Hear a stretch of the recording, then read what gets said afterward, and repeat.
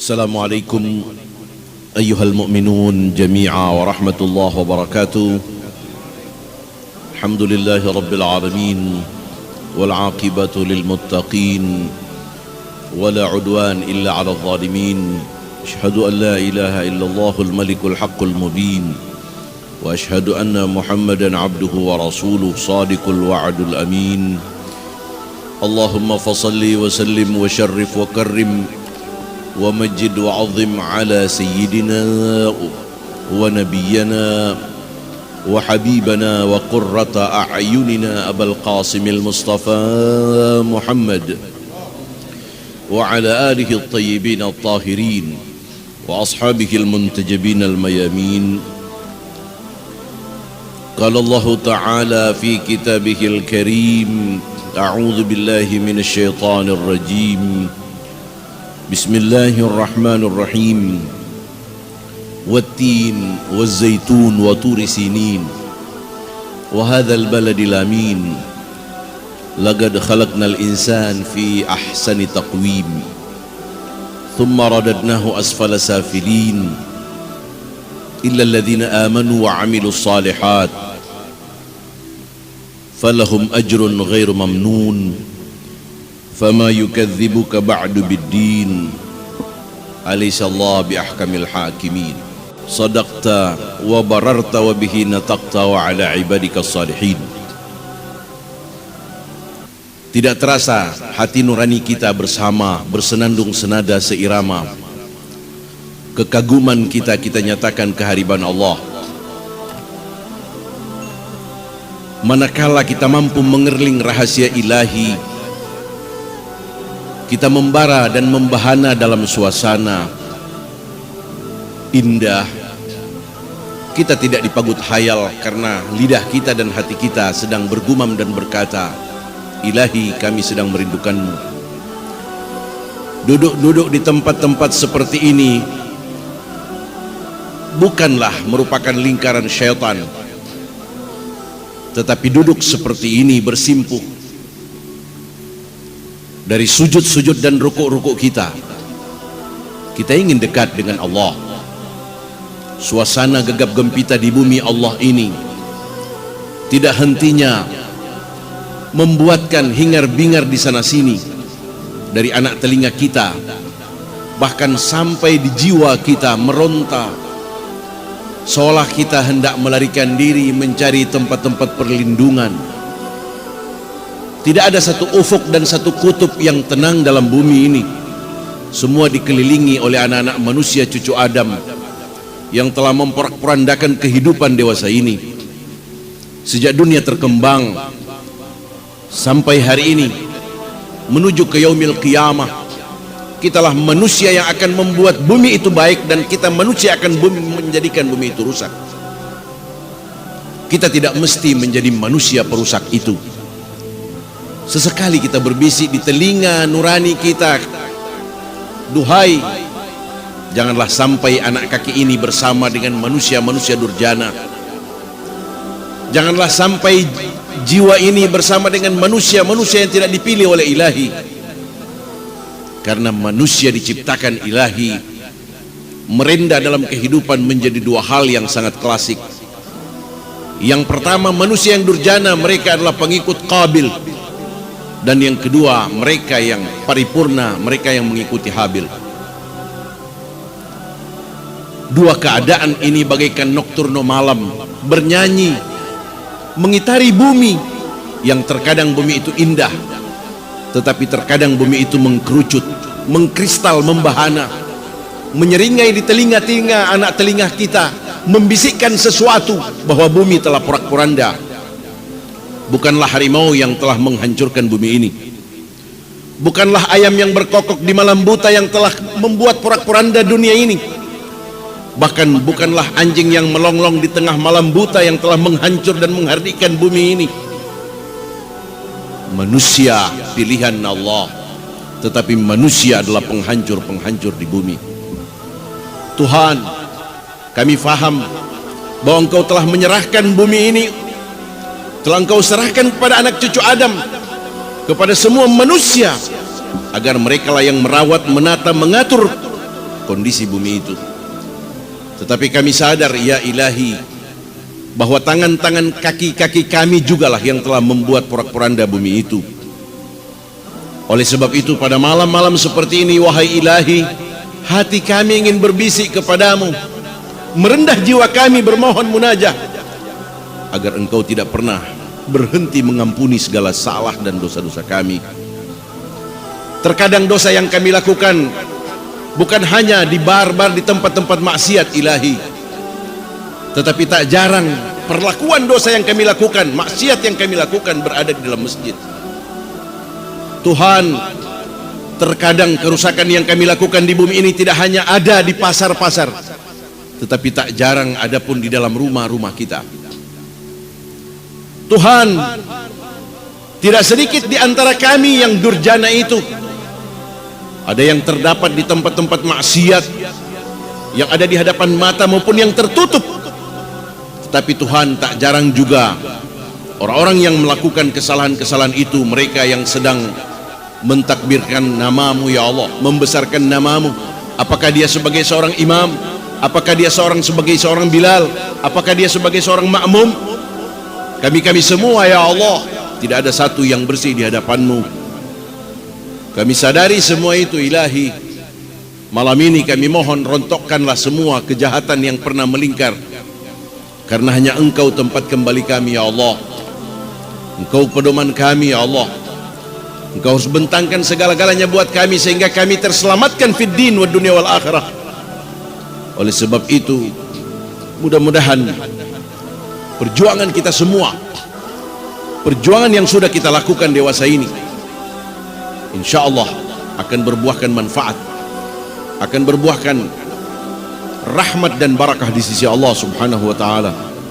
Dan kita mohon semoga Allah bukakan pintu-pintu pengampunan sebelum kita mati, kita mendapat husnul khatimah di penghujung kehidupan yang baik, sehingga malaikah pun indah akan menjemput kita, menjemput di alam sana, di mana kita akan dipisahkan dengan saudara-saudara kita. Kita akan terpisah dengan keluarga, dengan sanak famili. Kita akan terpisah dengan segala namanya manusia di permukaan bumi ini. Tidak banyak orang yang akan bisa dipertemukan oleh Allah di yaumil akhirah dengan keluarganya.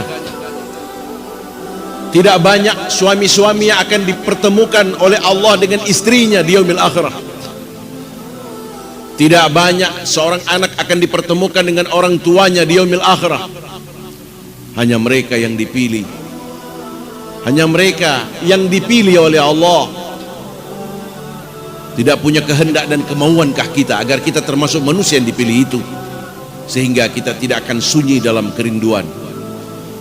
Kita harus tetap gegap gempita, bersuka cita, berpesta ria dalam pertemuan dengan keluarga kita, dengan orang tua kita, ketika kita berada di alam mahsyar, ketika kita berada di alam syurgawi yang penuh kenikmatan itu.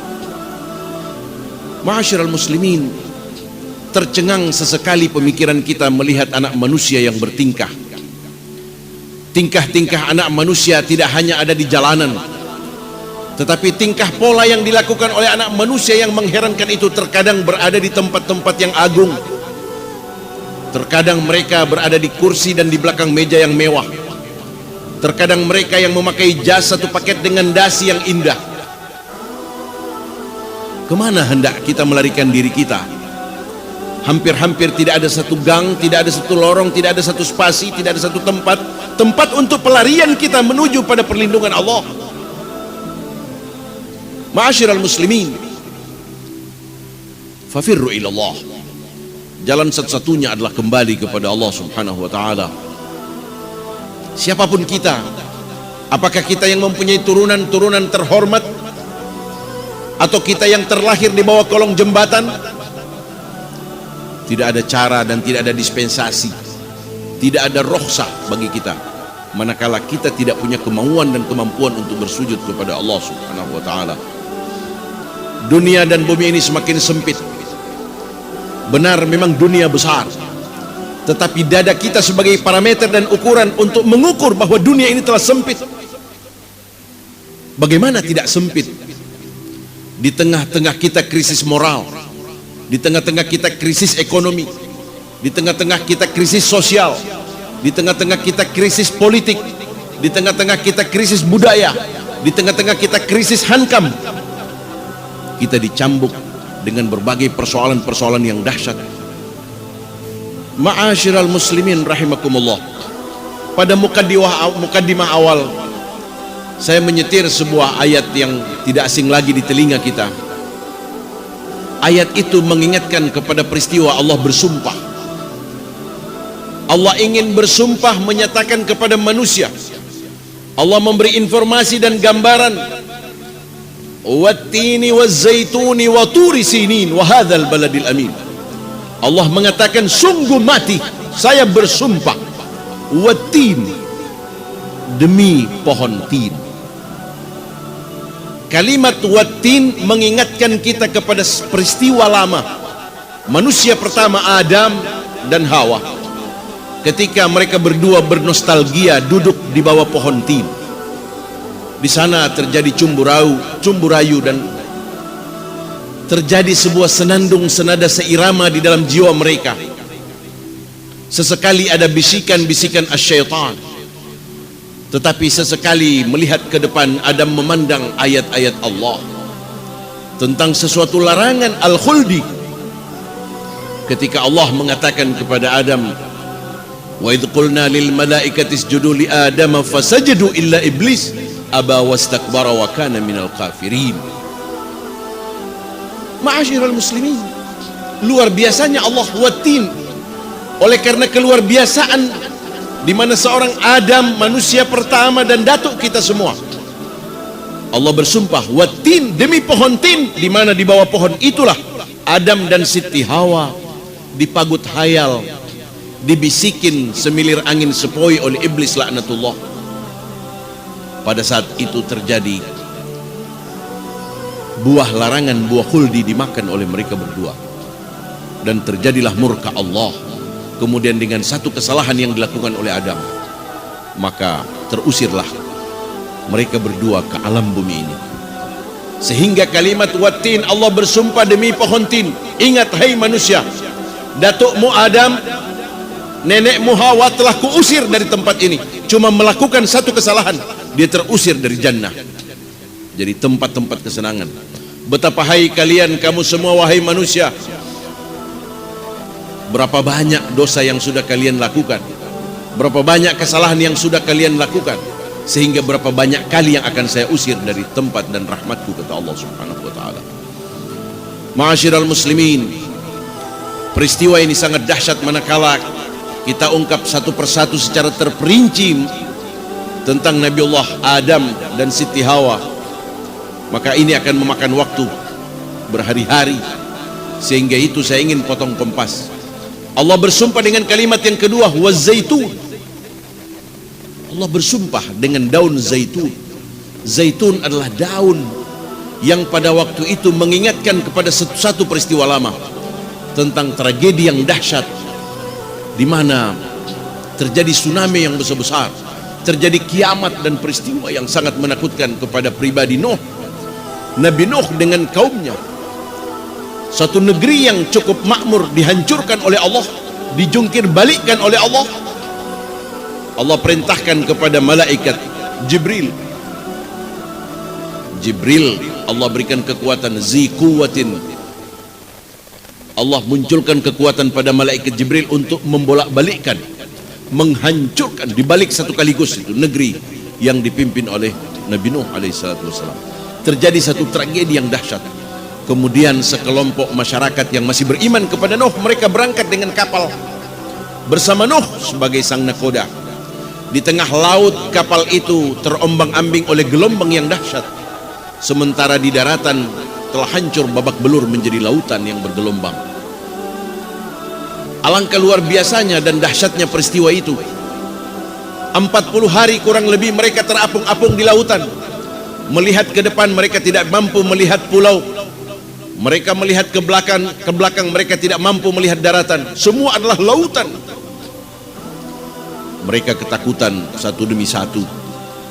Akhirnya cakrawala keindahan muncul pada saat itu, ketika mereka berteriak bahwa di depan haluan kapal itu muncul lahir di bawah kepulan-kepulan gelombang itu ada satu daun namanya daun zaitun.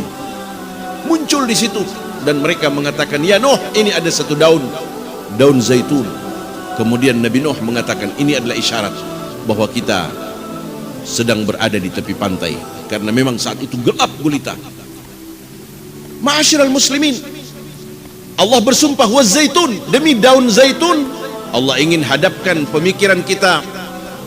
Kita disuruh mengerti sedalam-dalamnya bahwa ada satu peristiwa yang sangat dahsyat pada peristiwa Nabi Nuh alaihi salatu wassalam, bahwa bumi ini pernah saya kiamatkan satu kali, kata Allah. Kenapa? Karena manusia tidak lagi mengikuti aturan-aturan Allah. Manusia tidak mengikuti lagi aturan nabinya, Nabi Nuh alaihi salatu wassalam. Padahal Nabi Nuh adalah manusia pertama yang mengajakkan kalimah la ilaha illallah di permukaan bumi ini. Dia adalah bapak tauhid. Tidakkah kita mengerti bahwa Nabi Nuh adalah bapak tauhid? Dia yang mengajarkan kalimah la ilaha illallah, sehingga dengan kalimah la ilaha illallah ini kepada umat, malaikat hamalatul arsy yang memikul arsy itu mengambil pelajaran dari ungkapan Nabi Nuh. Ada 8 malaikat hamalatul arsy yang Allah ciptakan. 8 malaikat ini sudah dipilih oleh Allah yang terbesar, yang punya kekuatan. Kenapa? Karena mereka hendak memikul arsy. Tahukah kita ukuran arsy? Tidak punya ukuran. Kalau masih punya ukuran, biar besar, masih boleh diukur, itu belum terlalu besar. Tapi kalau sesuatu yang sudah tidak mampu kita hitung dan kita ukur, itu berarti sangat besar.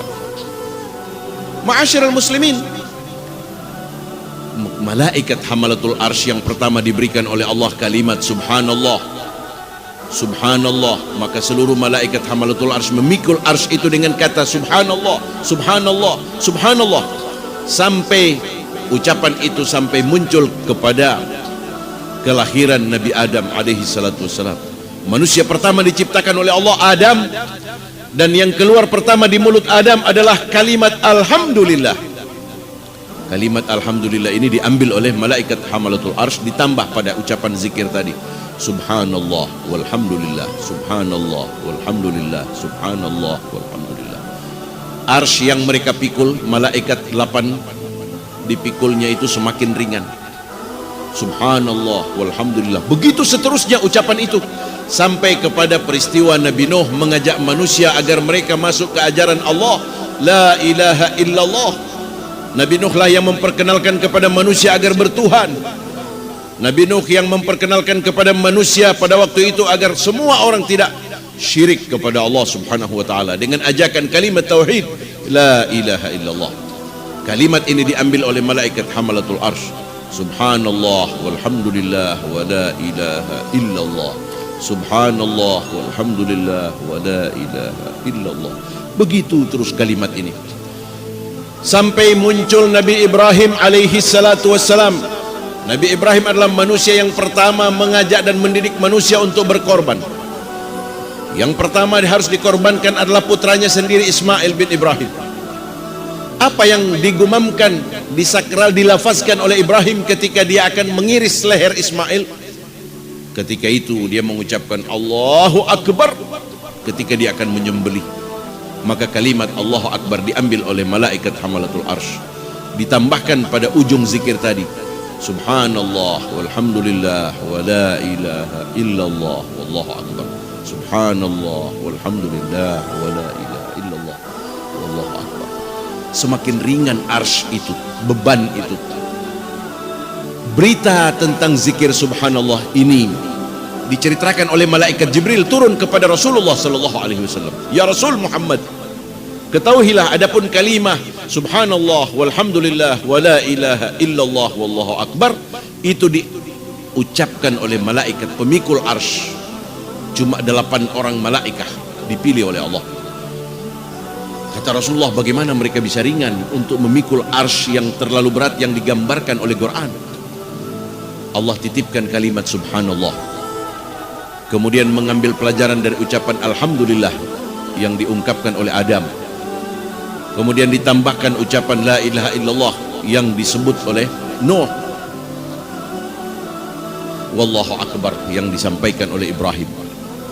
Peristiwa ini diceritakan oleh Ibrahim kepada Rasulullah dan Rasulullah merasa ajaib. Rasulullah memandang ini sesuatu yang sangat luar biasa. Dengan rasa heran itulah sehingga Rasulullah mengatakan la haula wala quwwata illa billahil azim. Dia merasa kagum. Ucapan la haula wala quwwata illa billah ini pun didengar oleh malaikat hamalatul arsy dan diambil oleh mereka. Ditambahkan subhanallah walhamdulillah wa la ilaha illallah wallahu akbar wala haula wala quwwata illa billahil azim.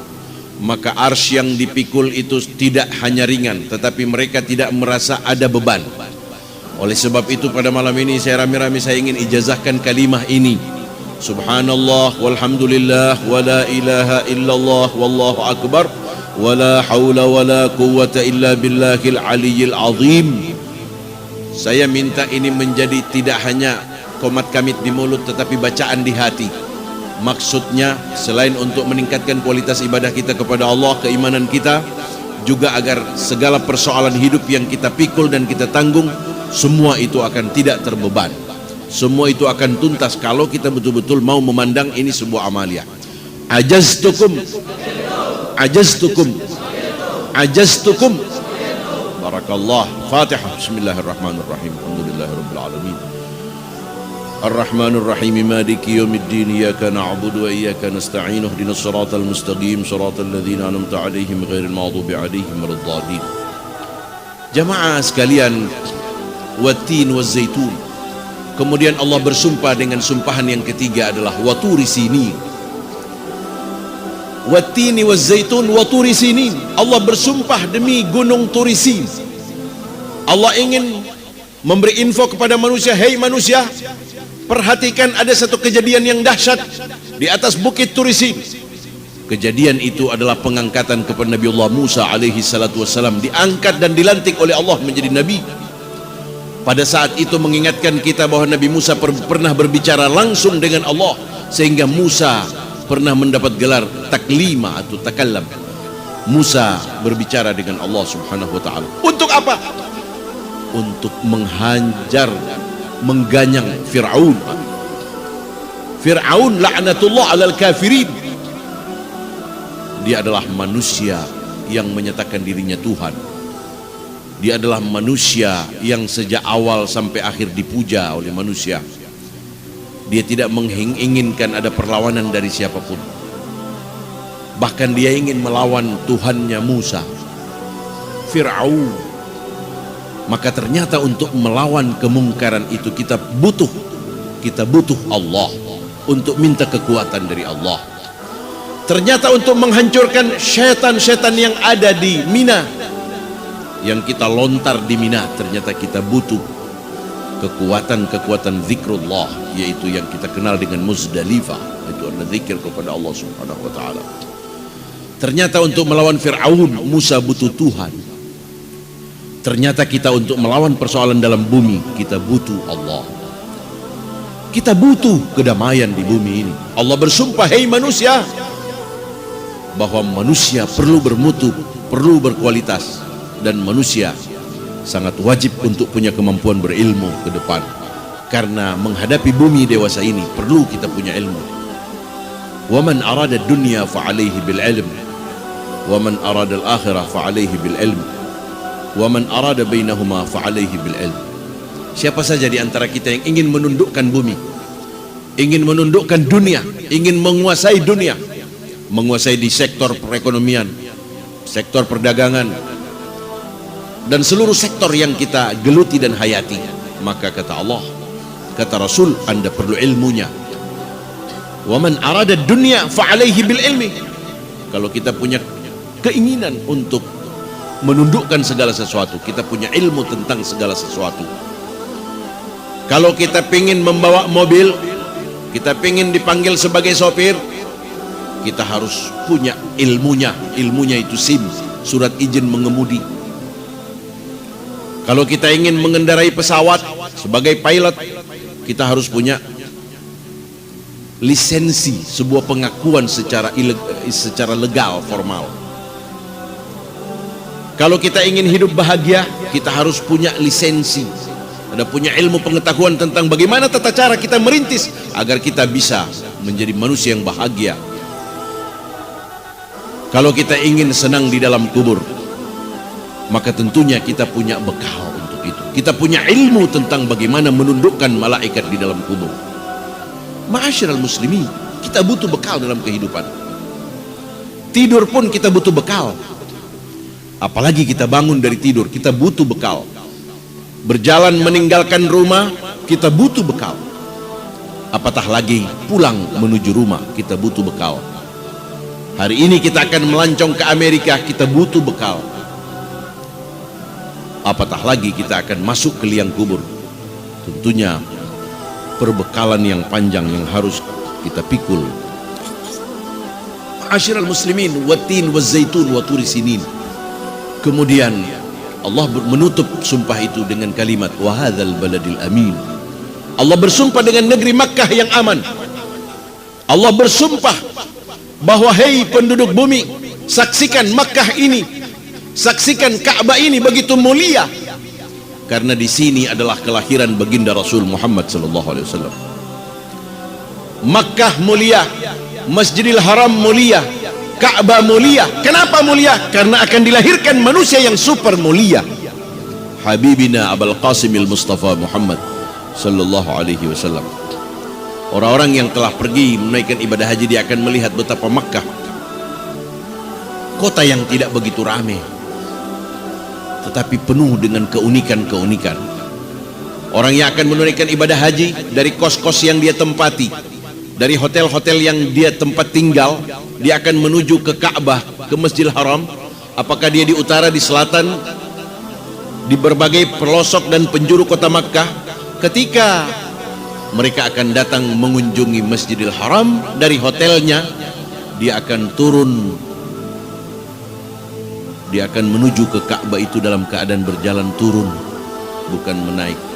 Dari mana saja kita datang, kalau sudah mau ke Masjidil Haram, itu perjalanannya menurun. Dari arah utara juga datang ke Masjidil Haram, turun. Begitu dalam keadaan seperti Ka'bah dan Masjidil Haram itu berada di sebuah lembah. Maksudnya apa? Manakala kita akan datang ke rumah Allah, dari rumah ini kita akan pergi ke masjid. Dari rumah saudara-saudara sekalian mau menuju ke majelis-majelis ta'lim. Dari mana saja kita akan pergi ke rumah Allah, ke tempat-tempat beribadah, maka tundukkanlah hati itu.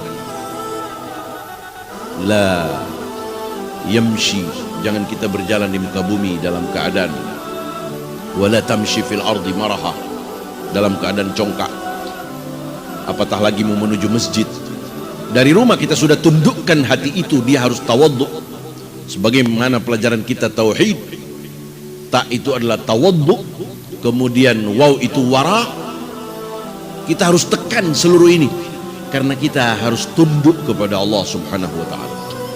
Ma'asyiral muslimin rahimakumullah, wa hadzal baladil amin akan mengingatkan peristiwa di mana Nabi Ibrahim pernah memanggil manusia, wa'adzim fin nasi bil hajji ya'tuka rijalan wa ala kulli dhamir min kulli fajjin amiq liyashhadu manafi'u linnas. Hei Ibrahim, panggil manusia, undang manusia, sampaikan kepada seluruh manusia di permukaan bumi ini, wa'adzim fin nas bil hajj, untuk segera menunaikan ibadah haji. Tahukah konsekuensi logis manakala kita membiarkan terlena? Kita sudah punya kemampuan, punya biaya dan lain-lain untuk pergi menunaikan ibadah haji, kemudian kita ulur sampai meninggal dunia.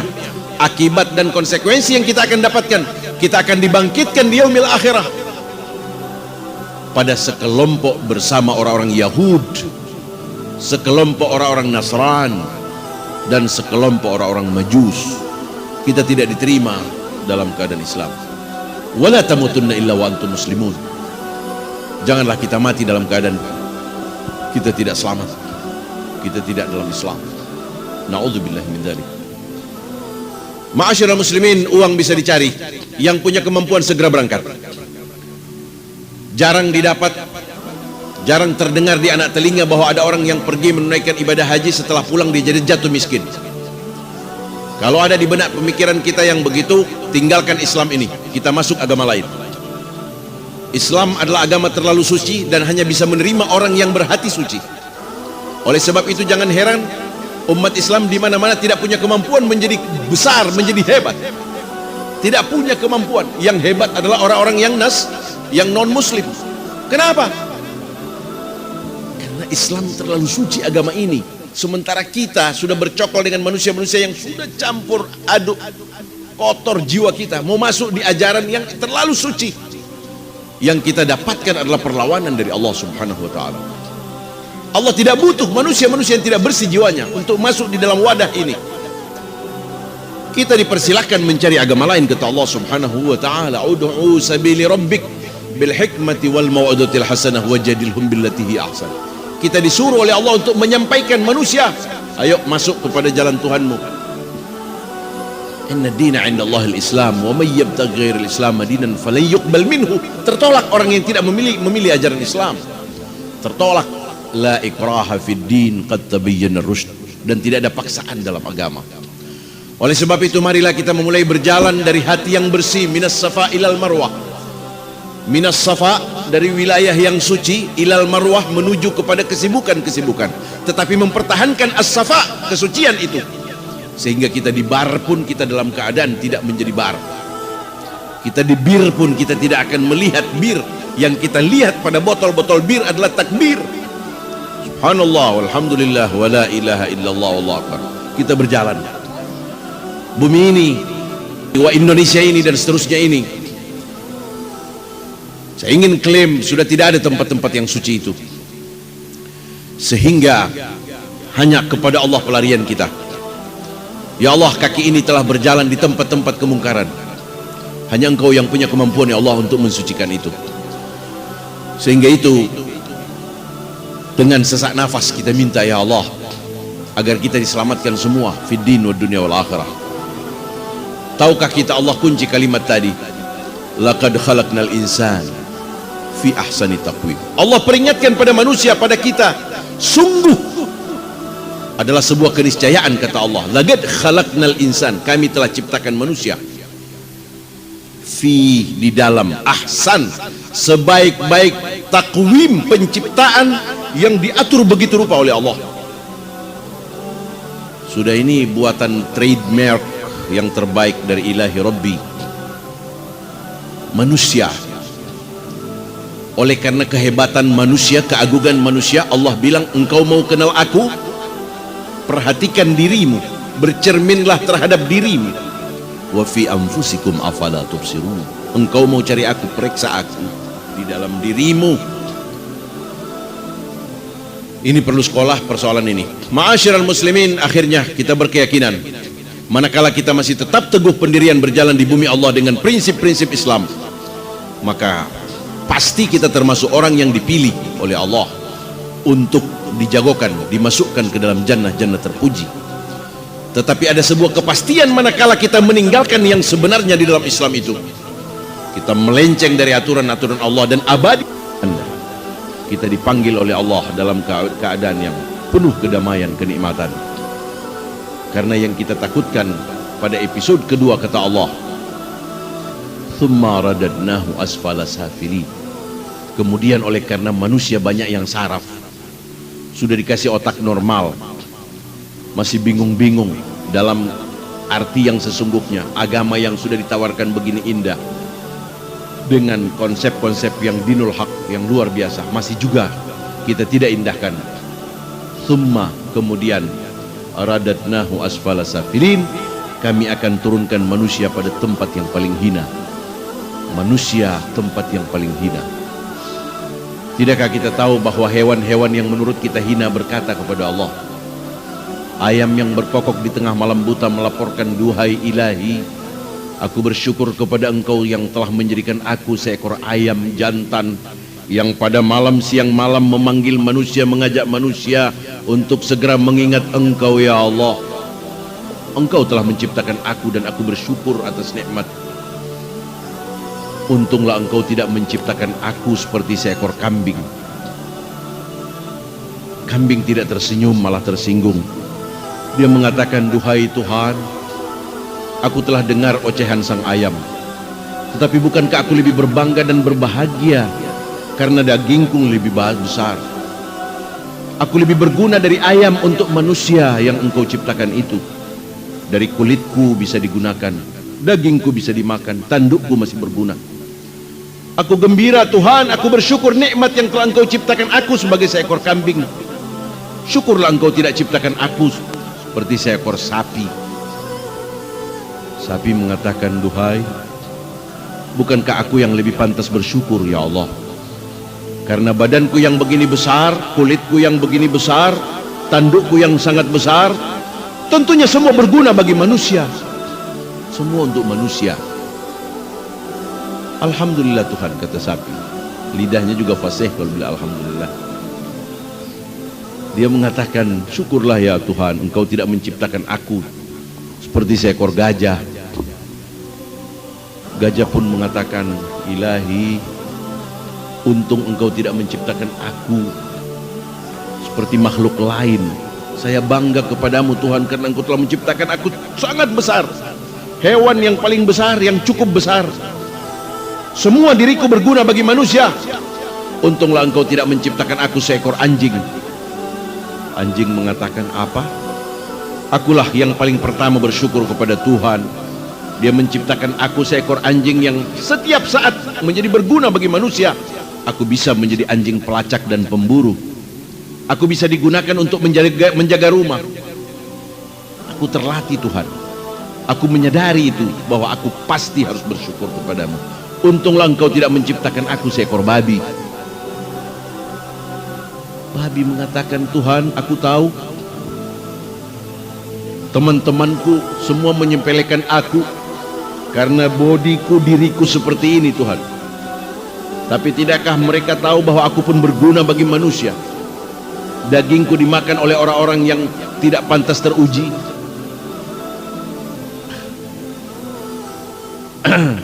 Dari modelku ini, wah alangkah indahnya. Yang luar biasa. Aku bersyukur Tuhan kepadamu, engkau telah menciptakan aku seekor babi. Untunglah engkau tidak menciptakan aku seperti manusia yang tidak mau mengabdi kepadamu ya Allah.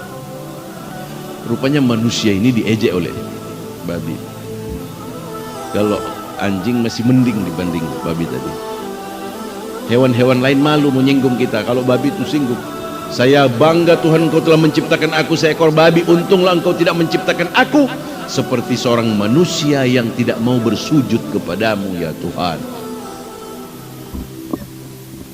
Man tarakas salah muta'ammidan faqad kafara jiharah. Siapa yang meninggalkan salat dengan sengaja, kafir yang nyata, kata Allah. Betapa banyak ayat dan hadis yang cukup pedas, yang kiranya cukup menjadi peringatan bagi kita semua.